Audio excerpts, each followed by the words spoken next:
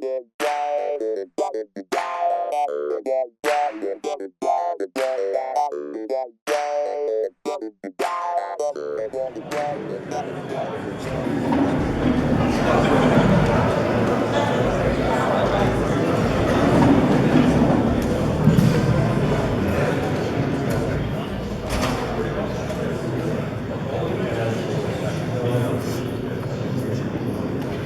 good evening, ladies and gentlemen. My name is Neil Shuchuk, President of the Whitecourt District Chamber of Commerce, and I think I'll go without a microphone tonight. We're so pleased to see you here this evening, and as the Chamber hosts the All Candidates Forum for the Whitecourt St. Anne constituency. I will say that all candidates in our constituency were invited to attend our forum. They were given a choice of dates. The majority of candidates selected this date. We have two candidates that are here this evening, and I was informed late last week, and again at the end of last week, that the candidate for the Wild Rose Party, John Moss, will be unable to attend tonight because of previous commitments.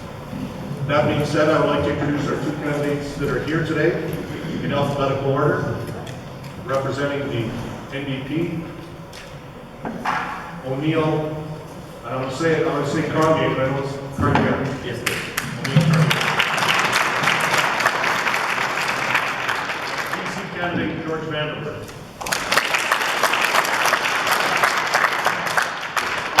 Some of the rules for this evening. Our candidates will be given 3 minutes to expand on their political forum to start. The format of that, in the opening, we will go in alphabetical order. And both candidates have agreed that at the end, closing statements, it will be in reverse alphabetical order. The format of the presentation is at the discretion of the candidates. The timer will be given a 10-second warning.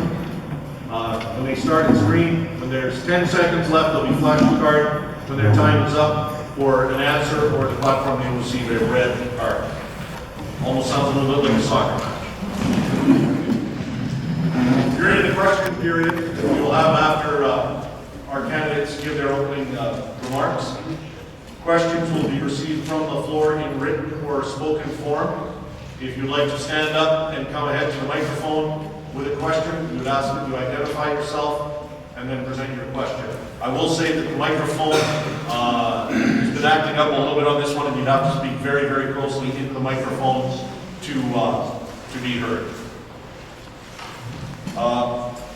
I will let you know that if you do have questions that you'd still like brought to the front, please take them to the table, and Gail or Rand will make sure that those questions are brought up and I can read them from the podium.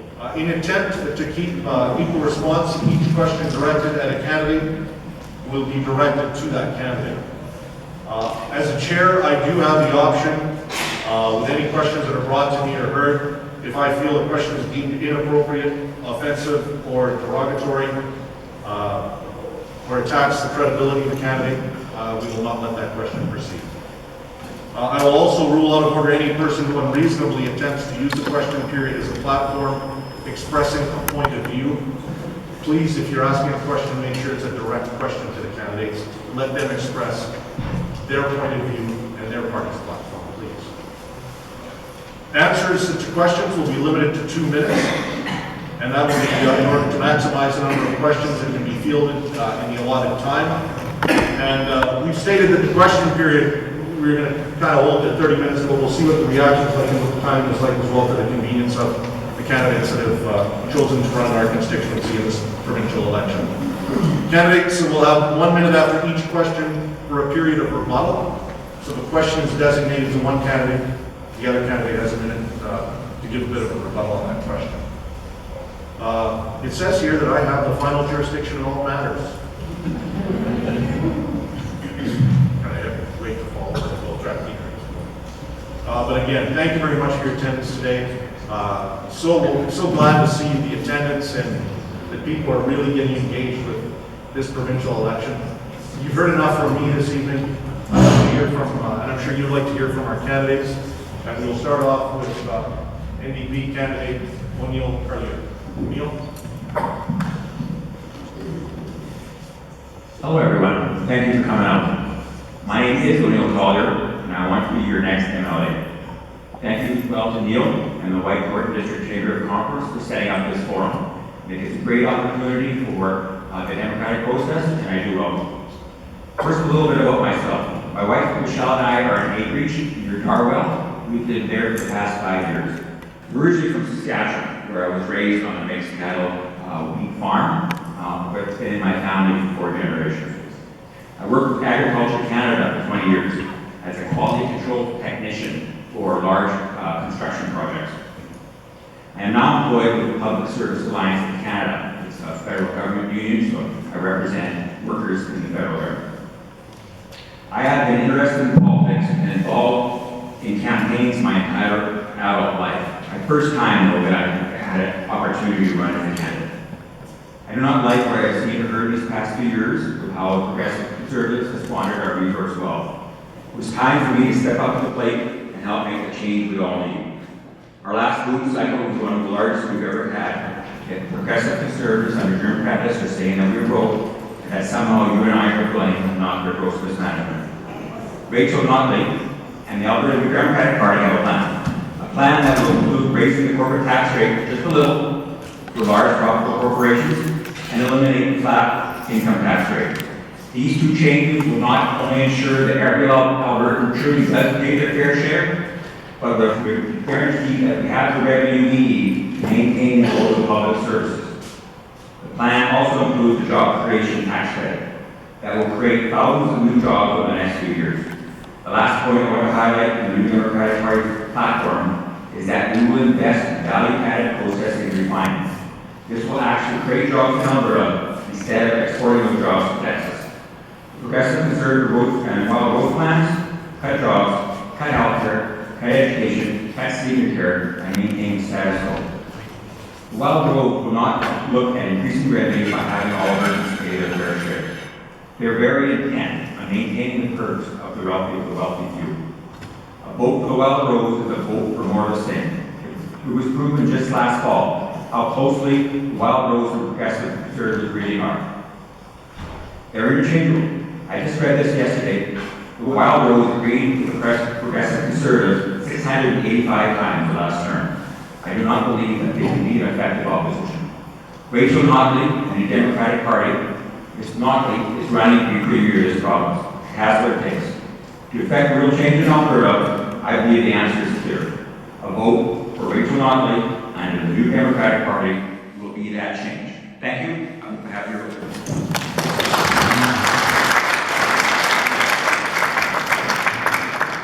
Well, good evening, everybody, and thanks, Neil, to you and the Chamber volunteers for setting up this event once again. And before I get started, I'd like to introduce my wife, Liz.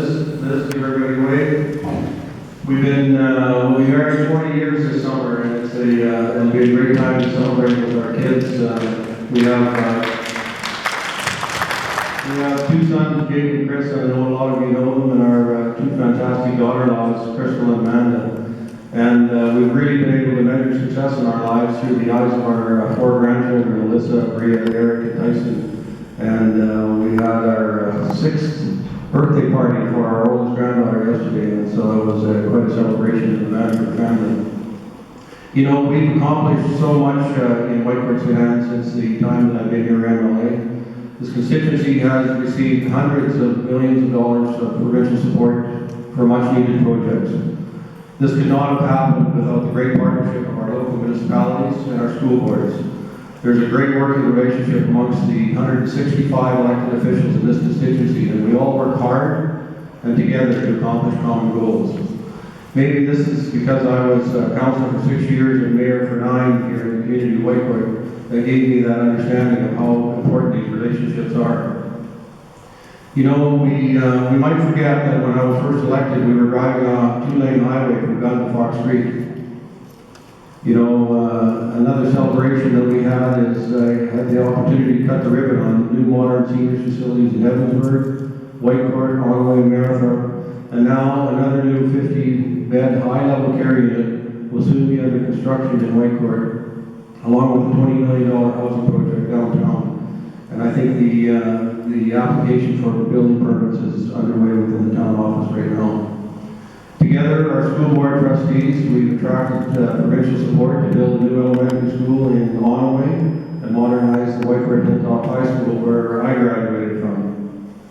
And now under construction, we're building a new junior-senior high school in Oneil, and the site for the new St. Joseph School here in Whitecourt has been serviced, and tomorrow the Living Waters Board will select a company to take them into the construction phase. I've been a great advocate for our local industry, whether it's oil and gas, forestry, or agriculture. The businesses here know when called upon, I lead the charge. Of nearly 400 communities in Alberta, 8 were named for new health facilities in budget 2015, and Whitecourt was one of them. The mayor met after the budget with the Minister of Health, and the new site has been set aside here in Whitecourt, and has also provided a list of other local providers that may wish to co-locate in the building with essential services. I'm proud to be your MLA. I take the job seriously and will continue to do so. On May 5th, support George Vanderburg.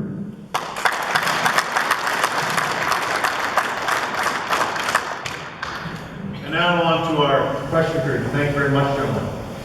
And the chamber, we've been in some discussion in the last little while too, so we'll have the opportunity to ask the first couple of questions for today. And I'd like to direct the first question to George. George, many have said that public polling has shown that the public does, in this province, have an appetite for a corporate tax increase. Why is the PC party so against an increase in corporate tax? Well, we all know what public polling is all about. We've seen the great results that it's accomplished in the last number of elections. But I'm going to tell you, today was just a regular day in Whitecourt, talking to business people in the business area of our community. There is absolutely no appetite for increasing corporate costs. Corporate input costs on taxes is not acceptable here in this community or in this constituency. It's a job-killing tax, and I will not support it. Corporations in this constituency, whether it be at the farm gate or at the barber shop, create employment, and I'm not about to support anything that affects our economy and our jobs. You know, we talked to one fellow today that had 100 employees last year at this time, has 15 now. What do you think that company would like? 20% increase in the taxation? I don't think so. I don't think we want to see that at all. Carla, a minute for rebuttal. Or Oneil, sorry. To be clear, the New Democratic Party is proposing an increase in corporate tax rate from 10% to 12%, not a 20%. Also, that the New Democratic Party plan would be to increase those corporate tax rates on profitable corporations that make a profit of a year profit of $500,000 or more a year. The small business income tax rate will not be changed. It will only be larger profitable corporations. Times are good. The corporate tax rate was the same. If with what progressive conservatives are saying, corporate tax rate needs to be low, then why wasn't it raised higher when times are good? So we can have the revenue we need now to protect the public services that we all need. Thank you. I'll direct this question to Oneil. Rachel Notley has stated that if elected, the NDP will withdraw support from the Northern Gateway Pipeline. Do you agree with that? Yes or no, and why? When I was like Sunday or something, the first time when I read that, I said, oh my God. Right? I honestly did. But then I read the reasoning from it. The reasoning, and maybe in this room, whether we agree or not, the reasoning that the NDP are saying that is because they feel the Northern Gateway Pipeline project is a non-starter. The controversy around that project is wasting time, energy, and perhaps our future as well, on a project that has too many barriers to go forward. But that does not mean the New Democratic Party are against any type of pipelines. The Morgan Tinder is one that the NDP would support, the expansion to that one, as well as exploring any pipelines, the east-west pipelines. I've heard, I suspect there's experts in this room around the energy sector, I'm not one of them. But I would suspect that pipelines are still the way of the future, and it's not going to be by rail. We need to ship our product, hopefully it's refined product, not unrefined product. And we need to ship it, and we need to expand what's already existing, and not and abandon the no-starter of the Northern Gateway. George? Well, Well, you're talking to someone that used to work on the pipeline, and whether we build pipelines north, south, east, or west, we need them all. If we want access to other markets in the United States, we better get building these pipelines and building them fast. I think any movement to shut down the pipeline construction in this province limits our capacity to get our product to those markets that are so much needed. You know, we've been too dependent on one market south of us. They're great people to do business with, the Americans, but I'd like to do business with others. And we need access to ports. And I think that a pipeline is just like another transportation system. We need to expand it. We are about to produce 4 million barrels of oil a day. We can't upgrade it all here. We need to access markets in other areas of the world. thank you very much, George. This is a question for both candidates, and I had an opportunity today to talk to those in the forest sector. And such an important industry for Whitecourt area. And I'll ask this of both candidates. George, you can answer first, and Oneil second. What is your parting plan for caribou habitat and sustainability and the ensuing impact it will have on the forest industry in this area? Well, I'm assuming you're talking about the Species of Risk Act. The feds have made it a requirement across Canada that we pay more attention to this issue, not just here in Alberta, but across the nation. A working landscape is what we need to protect, not a landscape that's protected from industrial use or from limited access. We need, whether it's the forest industry, the oil patch, the tourism industry.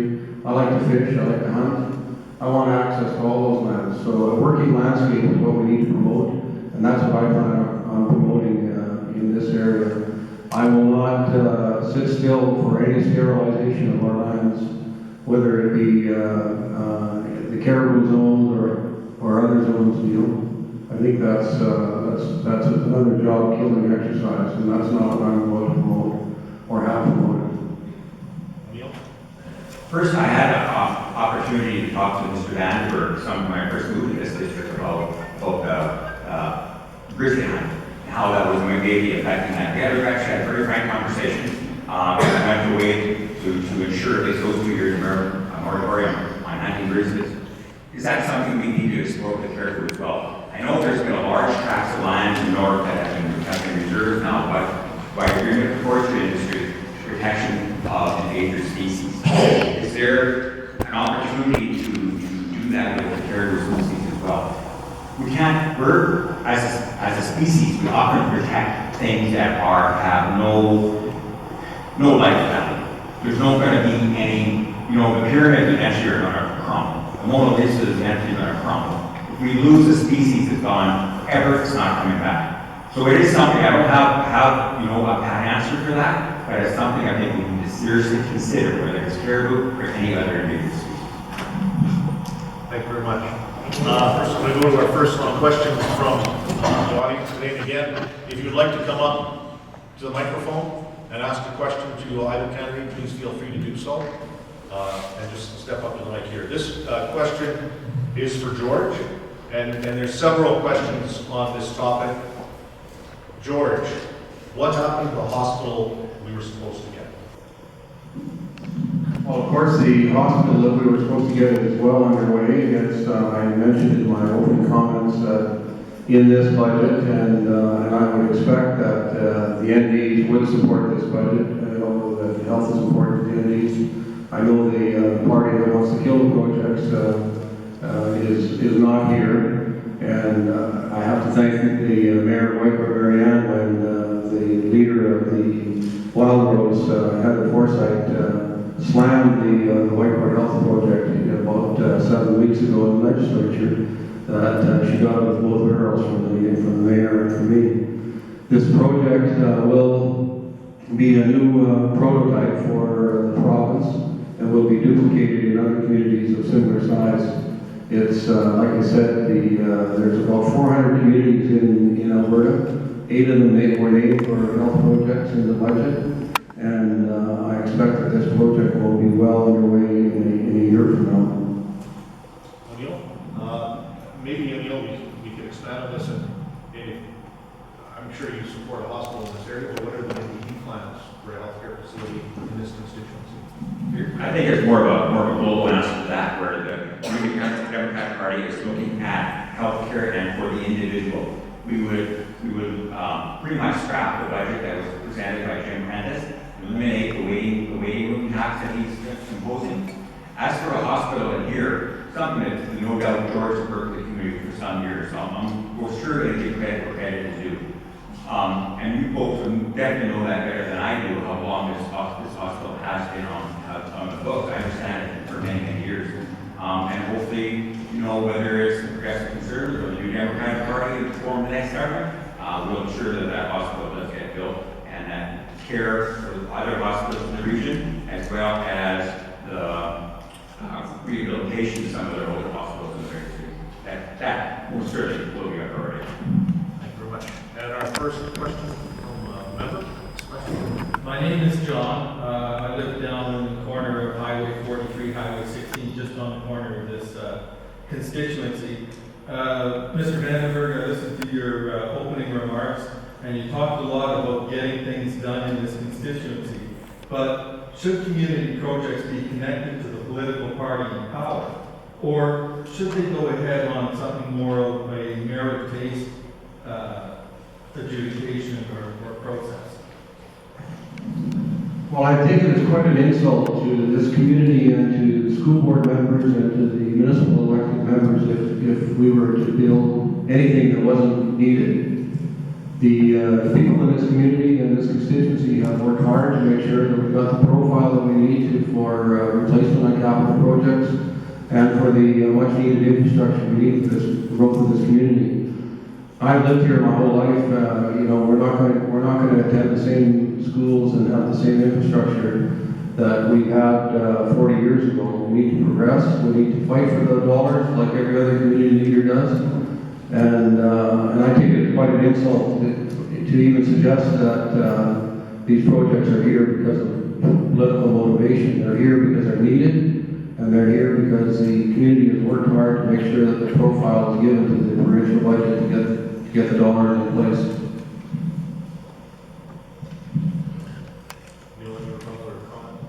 Just a quick comment. I don't know for a second Mr. Vanderburg's credibility. I don't. The Progressive Conservative, there was an MLA very recently that got scolded by the Ethics Committee, the chair of the Ethics Committee, for building modular schools in his constituency just before a by-election. He was roundly scolded by the Ethics Committee. Now, that's a one-case incident. I'm not for a second, implying that happens here, but you know what? It does happen. And unfortunate, and I agree with Mr. Vanderburg that if that does happen, that people should feel consulted, and knowing that we're smarter than that and we're better than that. Thank you. Part of the reason we're here tonight is to be educated, and here's a question from the audience, written down, and this is directed towards Oneil. How does the platform of the NDP Party of Alberta differ from the federal NDP? That's a really broad question. There's a platform, a general platform for the federal NDP. I have some experience with that as a federal government union representative. There is quite a few change differences. The Alberta NDP is made up of Alberta citizens, where the national federal NDP are people obviously all over the country. Any major differences? At one time, I would criticize my own party for being a one-point party, and that was healthcare.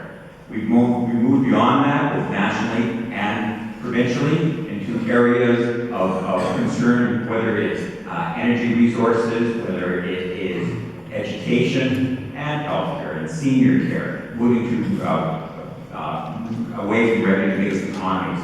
So I think that both nationally and federally, the New Democratic Party, even though they have core principal values that we cherish, that there are differences because right? Province of Alberta with 20% of our economy based on an energy sector, would be a different scope than what would be present in the national platform. But as for the national platform, I'm not 100% familiar with it. I'll get back to you. Not sure if George has any rebuttal to that or not. I don't either have. Talk about the differences between the federal and provincial. Sure, if you'd like. That's fair. Yeah, there. Sure, I think there's a lot of similarities that we have both federally and provincially. Of course, different jurisdictions and different issues that we deal upon. The provincial government is much closer to the people especially in municipalities than we would see federally. But the previous MP, Rob Merrifield, and I, we both grew up in this community together. We both tackled issues as fiercely as we could. We both fought for provincial and federal funding to come back to our municipalities. And I thought that on most instances we agreed on issues that were important locally and important to our families and to our communities. So a lot of similarities. Thank you very much. Another question from the crowd. Can everybody hear me at the back? Because I know sometimes I'm turning towards the candidates and I often have questions, so good. Education. Question from the audience and for both candidates. And George, you can answer it first. Education seems to be out of reach for many Albertans. Post-secondary tuition continues to go up while funding goes down. How can this be fixed? Well, if we're talking about post-secondary education, Liz and I both had our sons, and unfortunately for us, at the same time in university. The tuition wasn't the issue for us that we found expensive. We found the room and board and the cost of having two sons living away from our community cost us the most. And I would say that we were very, very fortunate in this community that there's so many good corporate businesses that haven't been taxed to death that could hire young students and earn a good dollar that supported our young people. But nothing's for nothing, Neil. And I would expect that the students need to know that they pay a small portion of the tuition. The province, through your hard-earned tax dollars, provides up to 2/3 funding for most students in the post-secondary system. I went through the post-secondary system on the trade side, and I thought I got good support from the province, and I paid back that investment back to Albertans, and a good, well-educated workforce and a well-educated population like we have in Alberta pays back a hundredfold to society. Neil? Post-secondary education tuition fees there was a cap imposed by the BC government several years ago that never took place. The NDP would entertain the thoughts about a cap on tuition fees. I just read recently that Alberta, as a portion of our population, has fewer folks in post-secondary education than any other province. A lot of factors for that. It's not just tuition, I know that. We need to look at fact, I think. Okay, George had personal experience. My eldest son went to university in Saskatchewan, Alberta, and he took performing arts. Performing arts, no one's going to make a lot of money in performing arts. We don't necessarily need to look at universities or other post-secondary, especially universities, the necessary job factories. There's a lot of training there that can be done by employers that don't necessarily have to be done by the universities. We all benefit from a higher educated populace. I think it's fair for all of us to absorb some of those costs, which we do. But to absorb perhaps many of those costs, if nothing else, perhaps we need to look at tuition cap. Mary? This question is for both candidates, please. School boards rely on funding by enrollment. All 62 boards in the province of Alberta count students on September 30th and submit this number to the Department of Education, which indicates the funds that we will for the year. Recently, we have been advised there will not be an increase in enrollment funding for the 2015-16 school year, but it will be based on September 30th, 2014 count. How would you advocate for the school boards to bring back the funding by enrollment based on current enrollment? Funding has to be based on the number of students in your classroom. We're read that there might be an increase of 12,000 to 20,000 new students coming in. No, that doesn't take the fact of the number of people that are moving to Alberta. People that are moving to Alberta aren't bringing schools with them, as far as I know. We need to seriously look at our education funding to ensure that those cuts, that freeze doesn't take place. The New Democratic Party will throw out also that portion of the BC's budget to ensure that adequate funding does stay with the schools. We cannot fail this generation. We have to ensure that we have the teachers we need and the special aids that we need to make sure that all our children do not fall behind. George? Thanks, Irene, for your question. You know, the school budget globally did go up $125 million in the province. And I'm not, in this constituency, quite as worried as some may be about, enrollment incline. I'm concerned in this constituency, after knocking on 2,500 doors today about school decline enrollment. You know, there are, like I said, when I talked to one employer today, that's gone from 100 employees to 15. And a lot of the young families that he employs own homes in Eastern Canada. They rent homes here. And we've talked to them at the door, and they said, George, if we don't get employed soon, we're heading home. We're pulling our kids with us and everything we've got.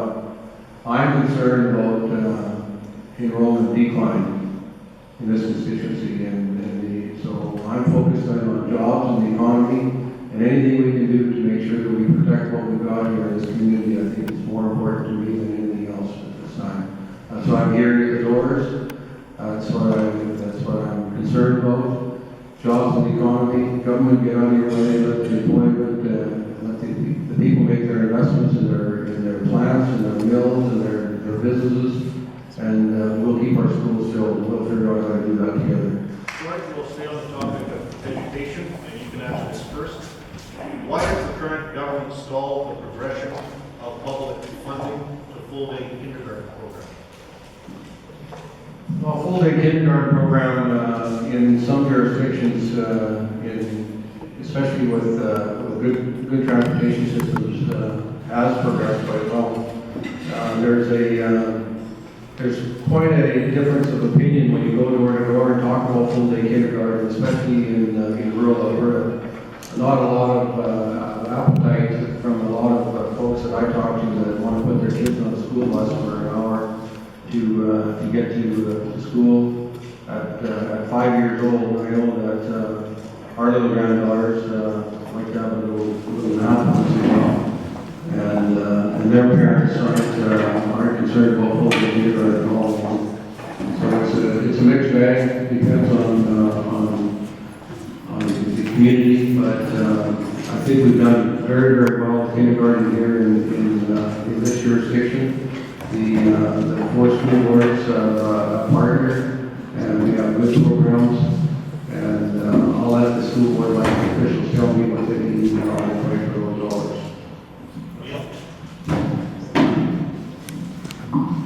Thanks, Neil.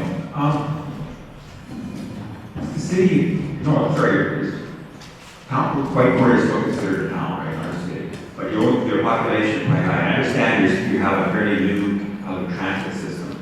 So in the town of Whitecourt itself, I'm assuming there is a full day kindergarten would be something advantageous to the people of Whitecourt. Hearing what George says about the rural community, if you're busing your child for half days, that the bus goes twice down the same road. I'm not sure exactly how that would work in the rural communities.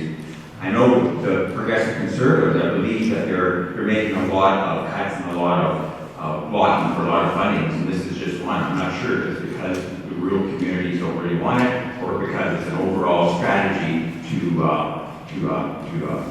help cut the funding for Fiscal anything. Thank you. Question from the floor? Hi, Chad, very cool. Over the past number of years, we've seen the communities in this area cooperate very well together. And I'm just wondering, twofold on the question. Is there a plan for Whitecourt to enhance and perhaps encourage these communities to continue to cooperate together through a different program? And is there a plan for linear assessment and the protection of the way the linear assessment is collected and spent at this time, especially for those that have sharing agreements between communities? Is this directed to any? The both. We'll start off with Oneil. How would you start that? Thank you for the question. I had an opportunity to talk. I don't have, obviously Mr. Vanderburg's connections with the municipalities in different towns. I did have a chance to talk to Mayor Thorpe today, a very frank discussion on what the National Democratic Party would be doing to assist municipalities to ensure the cooperation stays the same, etc. My thoughts around that was there's lots of talk, New Democratic Party, or whatever party might be around, ensuring that we have the public services, that we have the education, healthcare, senior care that we need. But it's got to start first with strong communities. The strong communities is the base, right? Everything else built on that. So we would have to look at, do a review of the current practices to ensure that they're either maintained or grown upon to ensure that our smaller communities and our larger communities, all points in between, are looked after the way they should. Well, I'm the wrong guy to talk to, Chad, if you want to see pooling of corporate linear assessment. Maybe a lot of folks will understand it here. The power lines and pipelines are, there's a tax on power lines and pipelines in the province. And that's distributed evenly based on the assessed value to the municipality where they locate. The NDs and the Wildrows want to take that and pool it provincially and divide it up per capita. Well, who wins in that? Edmonton and Calgary wins. That's two-thirds of that linear assessment will go to jurisdictions outside of rural Alberta. And the last I looked is the pipelines and the power lines are located in rural Alberta. That assessment should stay within the jurisdictions that they're built in. And I wouldn't stand for anything else. I think it's a poor decision to pool the linear assessment and divide it by per capita. The cities win and the rurals lose. And I know right now your municipality, Chad, and the town of Whitecourt are probably a shining example of how municipalities should work in with sharing agreements, cost sharing agreements, with revenue sharing agreements. I don't really know of any other municipality that is as progressive as the town of Whitecourt, Woodlands County. And it's a shining example of what things should be. So you're looking at the wrong guy to promote corporate pooling of linear any assessment. I won't fight for that at all. Question from the floor. Good evening. Mary Ann Chuchak. I'm speaking as an elected official, and I guess I would be directing my comment first to the NDP candidate. If you're party to form government, how would you, I guess I'm going to backtrack and say one of the biggest industries we have in our Whitecourt is the forestry industry. So how would your government address the Species at Risk Act, the Caribou Sustainability, and the forest industry together, looking forward to make a plan? Thank you for that. Is that very similar to Very similar to a question we had earlier, Mary Ann. Okay. I'm going to try to say the same thing I said before. No worries. No worries. But I just have to backtrack myself. No worries. Yeah, we had a conversation on that earlier. What I said earlier was that we need to look at all species at risk and whether or not we need to reserve land. I know recently, 2 years ago, there was a federal agreement to reserve between the federal government and the forestry industry to reserve land for species at risk. This current federal government talked about culling the wolf population. Does that seem to think that was a problem? I wouldn't agree with that. We need to look at both sides, whether or not we can have what we do need to have to ensure the forestry industry has the work they need, but to ensure as well that we protect our endangered species. That's different what I said last time.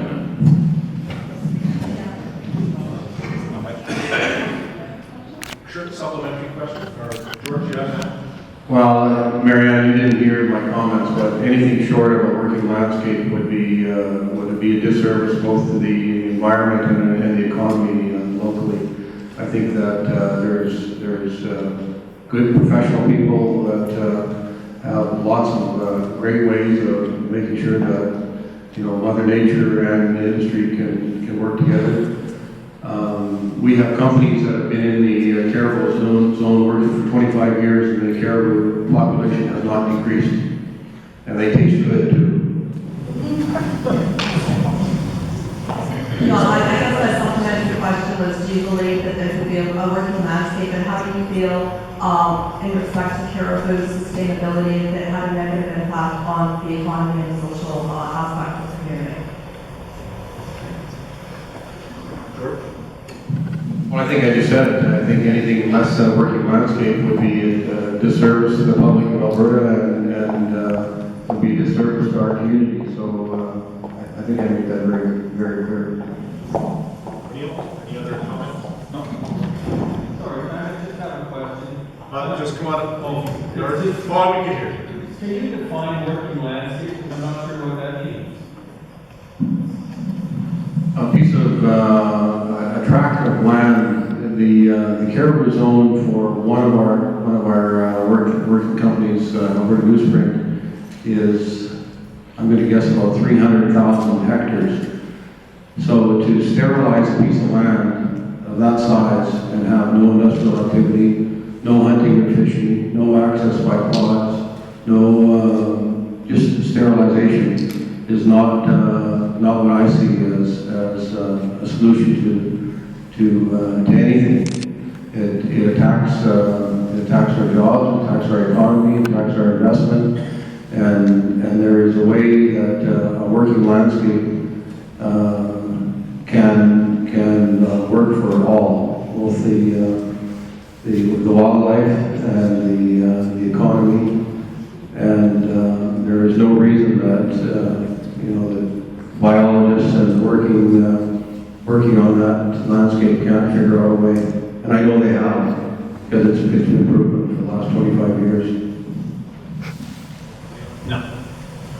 This will be directed towards George. It is from our audience today. I have heard that if the Conservatives are elected, that funding for special needs children, teacher assistance, will be cut. Is this true? Why? Well, there's no other province that invests in our children like Alberta has.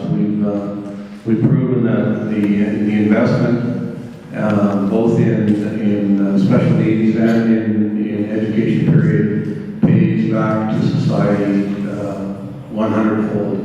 And the budget for special needs, the budget for our age recipients in the province is the highest in the country, and we'll have to make sure that we pay good attention to that deal. And any kind of withdrawal from that investment is not wise. Oneil? Thanks, Neil. I've talked to, right on the doorstep, I've talked to a few teachers who are very concerned about the freezing of budgets that would affect eventually the students, including special needs. I'm not sure how we get away from that. I heard what Mr. Vanderburg is saying about how we have, a really good system now. So I think what I'm hearing between the lines is that we could afford a bit of a freeze, a bit of a cut. I'm not sure of that. I think that's something that has to be looked at, and I do think that we need to protect our children's welfare now going into the future, and we would, New Democratic Party would not support the thought of either cutting or freezing education budgets, whether it's for students or special needs students. Okay, this could be for both of you. Oneil, you could the first answer. And what I love about these is you sure hear questions from so many different aspects of our community. And if elected, will you discriminate against those in the agriculture sector that raise horses when it comes to predators killing livestock? Horses built this country and created $250 million in the already economy. So I guess the question would be, what protection will you offer those in the agricultural sector when it comes to predators killing livestock? Currently, there is no craft storage as a hunter. I haven't hunted for years, but craft storage would know better. I don't believe there is any limitation on killing of predators as vermin, kites, for instance. I don't know of any other predator that has an ability to kill a large number of livestock. You know, sheep farmers would lose livestock to coyotes, as will cattle ranchers. I don't know of any large scale horse that would have those issues. I really don't. But there is, as far as I know, there is currently no limit on what was considered vermin. So question baffles me a little bit. But I don't think New Democratic Party is not looking at protecting predators instead of livestock. There's an industry-led group that sit down on a regular basis and talk about compensation for domestic herds, whether it be cattle or other livestock. They sit down as a group and make recommendations on a regular basis to the Minister of Agriculture. And there's a budget line for compensation to producers that have lost on the cattle side, and I don't think that there's anything on the horse side. And I know that a lot of people with horses in this constituency insure them, but you know, meat producing horses, I don't think there's any compensation for it. You know. Question from the audience. Thank you, Neil. Question directed to the NDP candidate. If your party was to form the next government, beyond the hospital, how would you improve healthcare in the Whitecourt area? The building's a building. I have read recently that there's quite a few new hospital spaces around the province. There's a tune of 600,000 square feet that sit empty. So the building's great. You need the building, let's build a building. You need the staff there to support it as well. There's been, in the news recently, there was ads, they were reporting that there was ads from, I believe, Saudi Arabia looking to poach our health professionals, some of our nurses, that would be make better, wages there. You need to ensure that they're educated, that they have the education here in the province, and that they stay in the province. So building is great, but we need to have the personnel in there as well to ensure that we have the care that we need. We need the building, we need the people too. George? Well, I think a lot of times the health professionals in the community look at an opportunity to have a better working conditions so they can attract more professionals in the community. But I think that healthcare can be a number of things. And I'm looking at a pharmacist that's a well-trained pharmacist and there are many in this community that provide great services to us. I get my shots from a pharmacist now. I don't go to the doctor. I don't go to the hospital. There's great optical services in this community. There's all kinds of ways that we can enhance the services through the professionals that are in this community. We just gotta find a way to unleash them and compensate them for that service. So there's a number of ways that we can improve our health services. Thank you very much. George, you can start with with answering this question as well. What can be done to improve senior health care in this constituency? There's a question here that maybe seniors are not being as well cared for as they should be. Just your comments on how we can improve health care for seniors. I think it was back in the 2004 election where seniors facilities and senior services in this constituency was quite an issue. And together with the municipalities, we came up with a plan and we enhanced the senior services. Like I talked about in the opening comments, we opened a facility in Evansburg, Oneil, Carlier, and Whitecourt. And we're about to embark upon the most modern seniors care facility in the province, right here in the community with Christensen Developments and the province of Alberta come together to provide, I think it's about a $25 million housing project.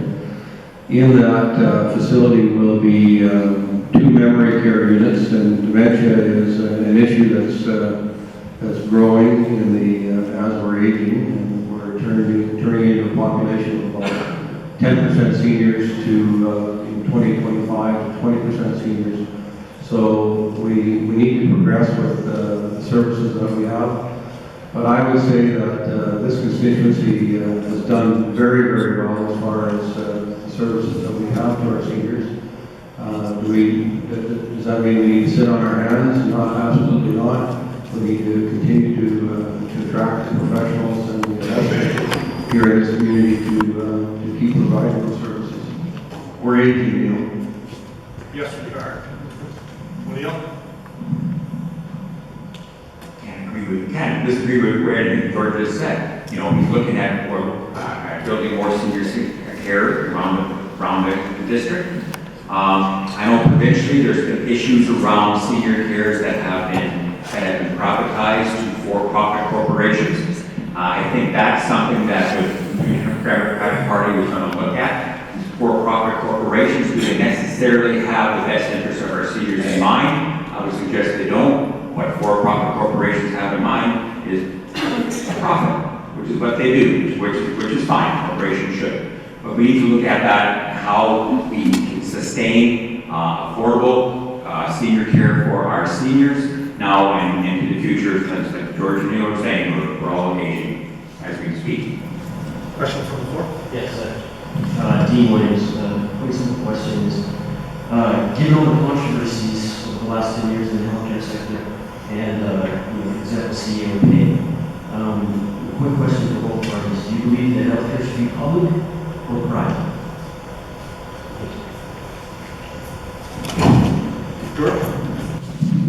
Well, I have, I'm a lot older than you, and in this community we've been served by medical clinics that are privately owned. They get paid for by the province. They served us very, very well. And like I say, I go to the pharmacist now, and the pharmacist gets paid for by the province. It's a private business. It provides great service to me and to our family. When I go to the optometrist, it's a private business.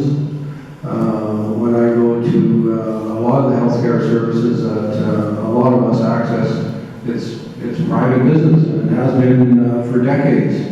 And I'm not going to say that everybody providing health services should be on the government payroll. And I'm not saying that every person that provides health services should work in a government facility. I think that we've been served well by the great professionals in this community, both in our hospital services and in our medical clinics. So I think there's ample room for the system that we have today. We just need to build upon it. I take a bit of a different tack. Perhaps I need to clarify with questions, but I don't believe the Democratic Party is with Tommy Douglas was the founder of Medicare. We're not, no way is the Democratic Party going to look at changing Health Act, Canadian Health Act. Mr. Boss isn't here to speak for himself, but I know I've heard in the debate that Wild Rose is definitely looking at something very similar to that, where they're going to allow perhaps wealthier Albertans to fly to Kalispell, Montana for different procedures. The New Democratic Party is going to do whatever they can to maintain and protect public provided health care in Alberta and across Canada. And I would like to clarify the question then as well. Do you feel that healthcare facilitation should be publicly funded, whether it is a private practice or a public institution, should it be publicly funded? And if it should be for profit or not? The whole definition around healthcare in Canada is that it's universal, same service, same great service, hopefully, for every Albertan, no matter their status, no matter their income level. Right, so maintaining whatever service might be, I would advocate that it would be publicly funded to ensure universality. Publicly paid for access to and services for healthcare service, our healthcare both for providers and users will remain. And I'm going to tell you, if the pharmacist that's giving the shots doesn't make a buck at it, he's not going to do it. And I don't mind anybody making a dollar at providing services. If our doctor's clinics don't make a buck at it, they can't make payroll. I don't expect anybody to provide healthcare services and not be compensated for it fairly. So the system that we have is serving us well. Can it be improved? Yeah, it sure can be. Can our business community and our healthcare providers and our clinics and our pharmacies and our ambulance services provide opportunities that don't exist today? Of course they can. And they should be compensated fairly for it too. Absolutely. Just to clarify, for healthcare that takes a profit rather than just leaning on the public funding that's allocated. And if so, what do you think the implications for the entire healthcare system might become?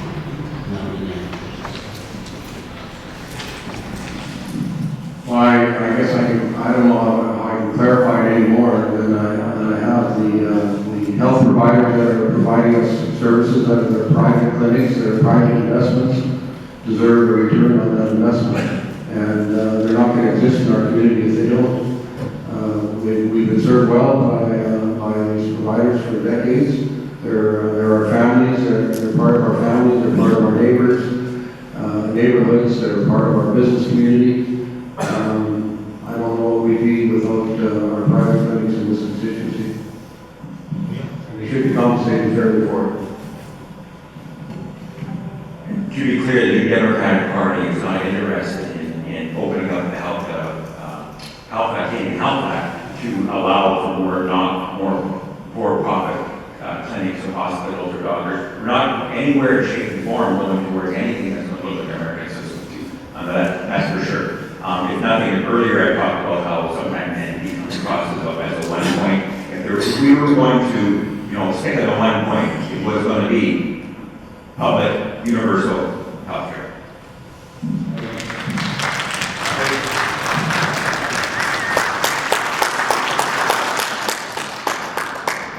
I've heard the comment and talking back and forth in the last few questions about profit and non-profit. And maybe we can look at a wider scope and both candidates can answer this question. Are we in the province now, we have an appetite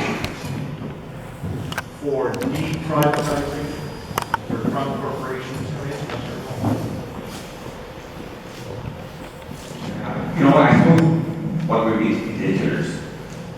Crown corporations, federal corporations like Canada Post, would New Democratic Party support any privatization of crown corporations? No, we wouldn't. Would we support privatizing healthcare? No. Education? No. Generally, no. Right? So, as for crown corporations, like Alberta-owned corporations, I'm going to let George answer that. Well, you know better. Is George has had 4 terms, late 4 terms, when he first said. So, he's an inside man. I'm the new kid on the block. Well, if you'll show me the money, we'll show you the treasury branch. If I would expect that any crown corporation we have if the right offer given, we should consider it. But is any of our crown corporations that the province owns right now, like the Treasury Branch, up for sale? It's not up for sale, so you know, it's nothing that I don't talk about what if scenario. I know that during the difficult times for our agricultural producers, I was darn proud of our Treasury Branch and the system that we have in the Ag Financial Services. So is it something that I would put the for sale sign on? I don't think so, but if someone came and offered me a price I couldn't refuse, I guess I'd have to consider that. That's the only crown corporation that I can think of that we want to talk about. Question directed towards George. From what we've heard tonight, it appears everyone can agree you've done very well for our area, but what can be done about the thorns in the party? What power do we have as constituents when we like you, but maybe not the person that leads the party? It's an interesting question. Well, I've served 5 premiers, and I think the public has spoken every time they didn't like the leader. It's up to the people, not up to me, to elect the leader of the party and to get involved. You know, there's an easy opportunity to do that.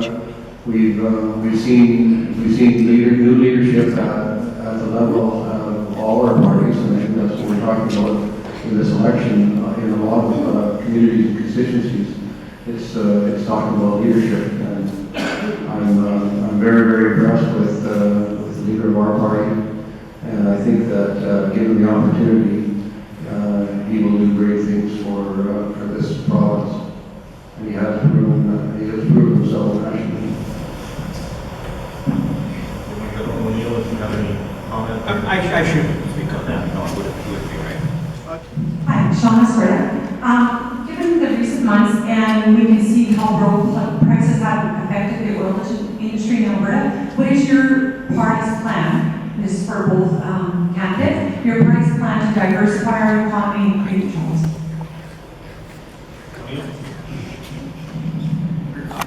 One is to raise revenues by raising large corporation profitable tax rate by a small amount, 10% to 12%. Also to look at a royalty review.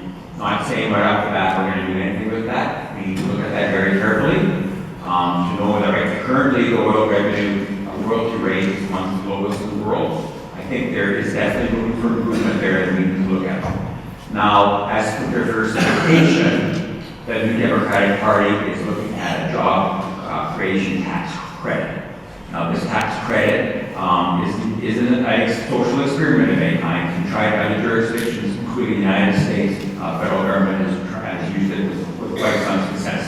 So with that, it would hopefully help build not only a revenue sector, but also other sectors to diversify and to increase employment by our own estimates of as much as 20,000 new jobs. So that's what the New Democratic Party is looking at. George? We've been very fortunate in this constituency to have a good, diverse economy. The forest industry, the agriculture industry, the tourism opportunities. We have 1 million people who live 2 hours away from us here. And we see that whenever we have a snowmobile event or any kind of an event in this constituency is well attended by the city of Edmonton. The oil and gas industry, we've seen the ebb and flow of the oil patch. But one thing I think is evident, especially in this area, is the petrochem opportunities that we have. The liquids in the natural gas in this region of the province is rich, and I think the opportunity that we have developing more companies like National Silicates located in this town because of the opportunity to mills, but also the resource that we have. So I think there's great opportunities to promote that. But more than anything, if we leave the money in the hands of the businesses, they'll make the needed investment that will grow our economy and will continue to grow our economy.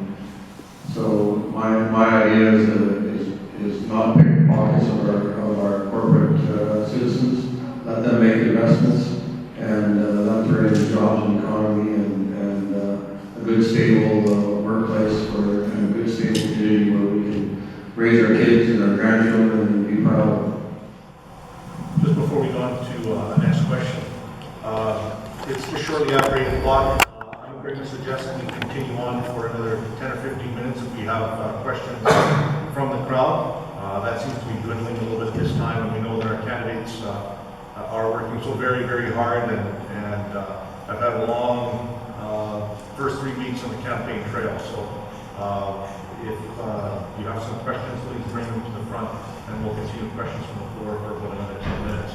I want to go back to royalty review, and both can answer on this. And Oneil, Rachel already stated that there will be a royalty review. As a resident of this community that relies on the oil and gas sector, I feel and the chamber feels we've been down this road before, and it did not have good results. How would the NDP royalty review be any different from the previous? Thank you, Neil. I wasn't in any policy meetings. I wasn't privy to any platform plans of the Democratic Party. That's why, sorry for sounding vague, because the platform is a bit vague, why it has to be reviewed. Right? We're not jumping into anything that's going to jeopardize any employment or any sector or any type of sectors. I know it's easy to say that Alaska collects more in royalty review revenue from their American corporations than we do from those same American corporations. That's too easy to say, right? I'm not an economist, I'm not an oil field, but I really believe that we need to seriously look at the royalties, the rates that we're getting from the corporations, knowing that they have large profits, and that we need to look at that to ensure that it's fair for all of us. Well, profit's a good word to me. I don't mind people making money and making investments in our communities, and the royalty process is in place right now. When oil prices are low, we take less.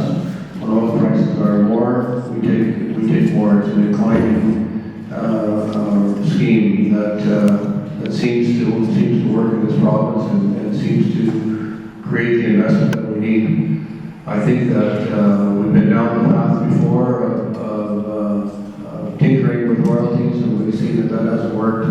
And I'm not going to advise that to the Premier to go down that road again. Thank you very much. Question for both candidates. We can start with you, George. Are there any plans to sell water or power to the United States? Well, I think we've been selling power in the Montana tie line. Well, maybe that Montana tie line sells power from the U.S. to us more than we sell power to them. But power lines flow both ways. But there's absolutely no plans that I know to sell water to the U.S. and that's what you're talking about.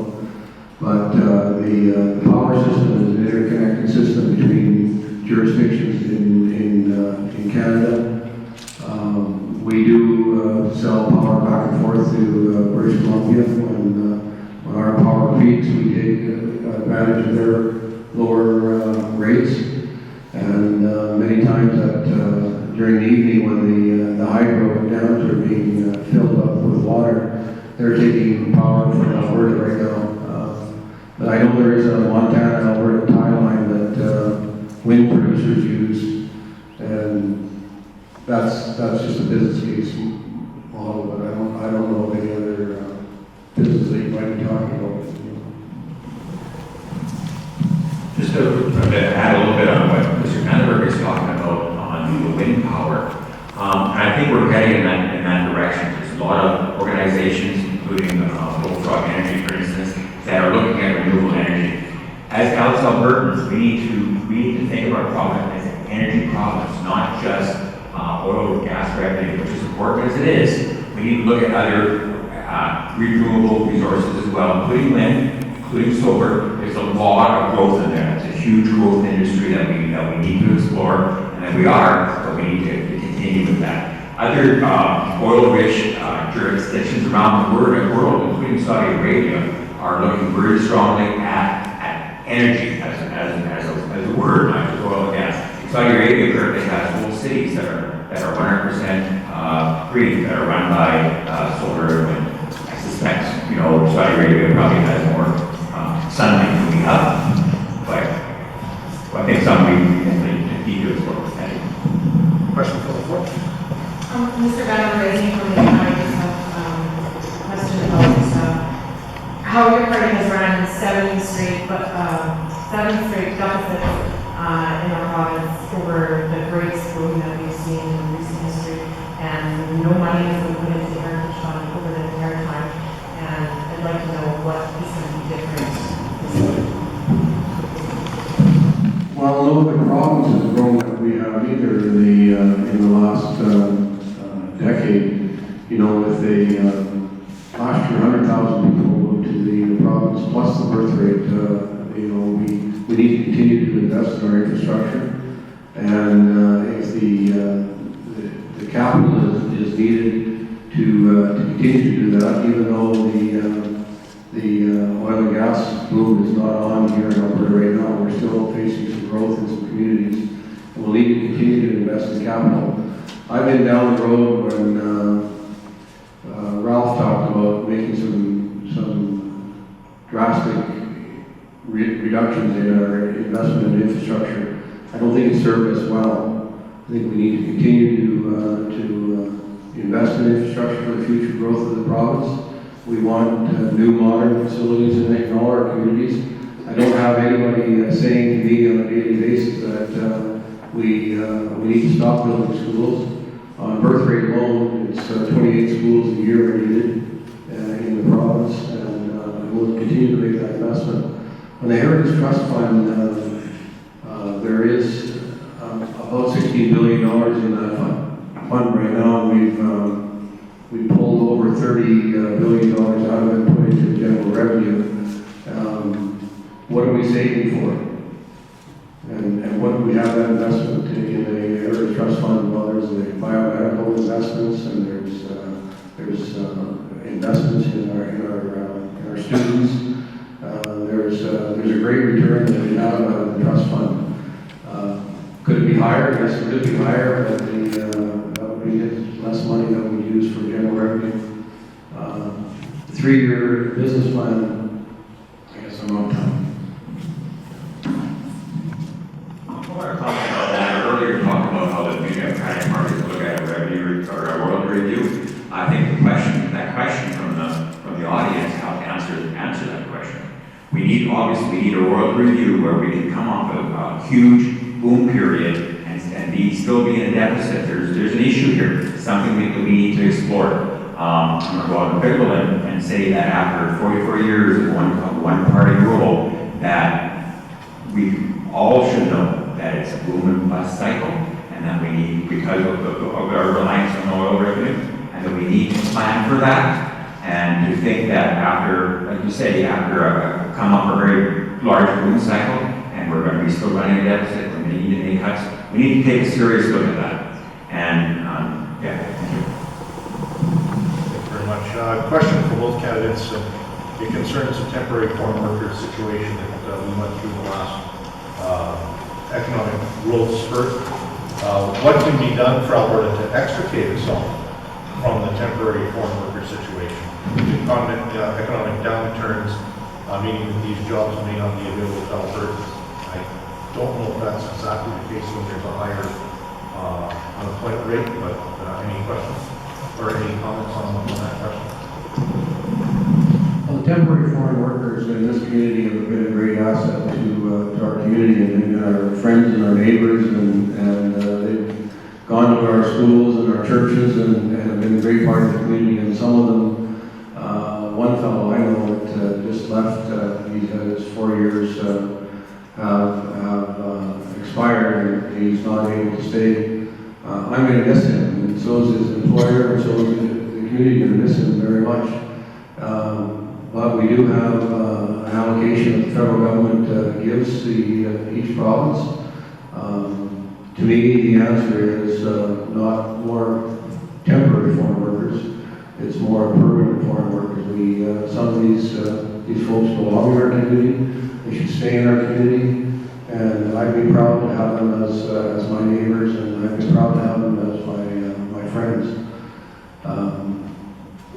I think that the federal government has not served Alberta well on this case, and we've talked to the Prime Minister and to the Minister responsible that in this province, it should be treated different than other provinces, maybe somewhat like Quebec, and have a little more jurisdiction on the temporary farm worker situation. So, I can tell you that in our seniors' homes, in our restaurants, in our businesses, without the supply of temporary foreign workers that we've had over the last number of years, we'd be in trouble.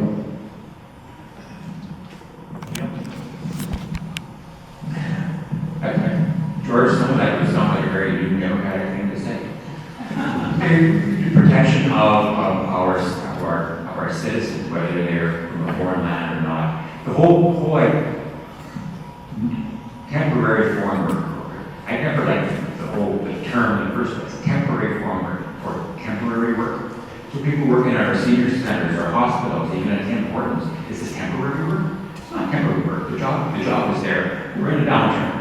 I realize that we're probably going to, be seeing a lot of our citizens out of work, underemployed. Whether I agree with you, I cannot agree with you. We need to really look at this program, work with the federal government, whoever that might be, coming another election this year. Look at the federal government and to ensure that we have, first off, our workers, our citizens, whatever land they might come from, are employed, and to adequately fill the gaps. They are not using the temporary foreign worker program to suppress wages or to have an unfair advantage in any one industry.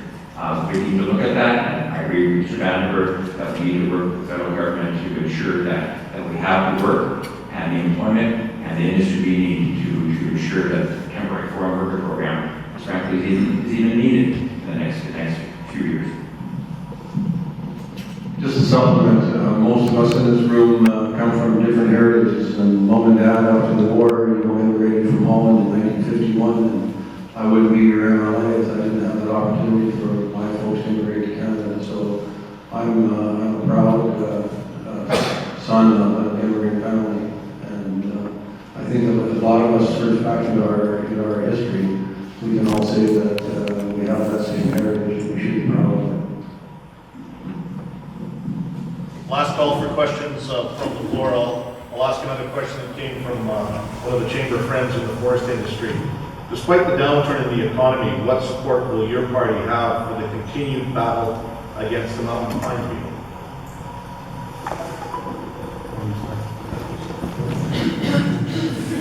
You guys are both so congenial. I think Alberta is the Alamo. The pine beetle infestation that started in British Columbia and has worked its way into Alberta over the Rockies is serious, and it could be devastating to not just the industry but to many communities that depend on that employment base. So Saskatchewan is even helping fund the pine beetle plight here because they don't want it. So this is the Alamo. We have to continue to invest millions and millions of dollars. And I know my new Democratic friend here will tell his leader to support our budget so we can have that $33 million on the budget line to fight pine beetle in this province. I know there's one party that said they won't support it, but I think the NDPs are a pretty progressive group.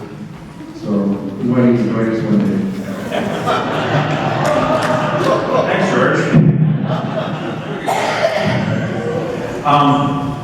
So $33 million for the pine beetle eradication, the Alamo, like that.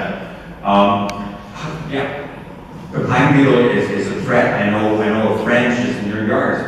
Industry, obviously the loss of jobs, the loss of opportunities, the loss of wildlife. It goes on and on and on. It's part of a bigger picture, obviously, around climate change, when things going around the world, how our winters aren't as cold as anymore. That's why the pine beetle is increasing. It's a huge problem. It's a problem we have, Albertans have. It's also a global problem. $33 million, maybe that's not enough, George. Any other questions from the floor? Well, gentlemen, thank you very much for your time this evening. It is now time for final comments from our two candidates, and going in reverse order. Final comments. Well, thanks, Neil, and thank you all for taking an interest in our community, and once again for hosting the Chamber Forum. It's great to attend. Advanced voting starts this Wednesday through Saturday from 9 a.m. to 8 p.m. in Whitecourt, in Oneil and in Wildwood. And on Tuesday, May 5th is voting day. Elections Alberta has set up voting stations in most communities in the constituency. Only the PCs have a reasonable, balanced, and affordable plan that protects our families and our frontline services, that balances the budget, decreases our reliance on oil and gas revenues, and builds our new schools, our hospitals, and the roads that we need here in Alberta. I ask you to support the candidate that has a proven track record of working hard and getting results. That's George Vanderburg. And on May 5th, I ask you for your support. And thank you for your attention.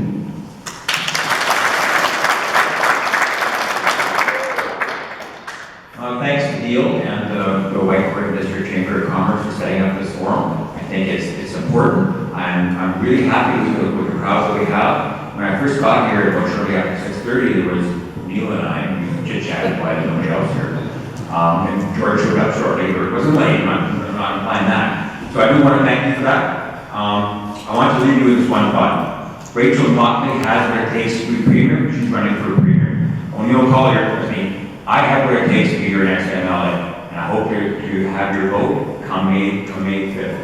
I'm sure the good folks of St. Joseph Parish Hall would want to do a cleanup, but I will make myself available. Anybody that have any further questions or comments or concerns, I'll be around, not here in the parking lot for however long you might want to talk to me. I want to also thank Mr. Vanderburg for lively forum. It's unfortunate that the other candidate wasn't able to make it, but I do thank George.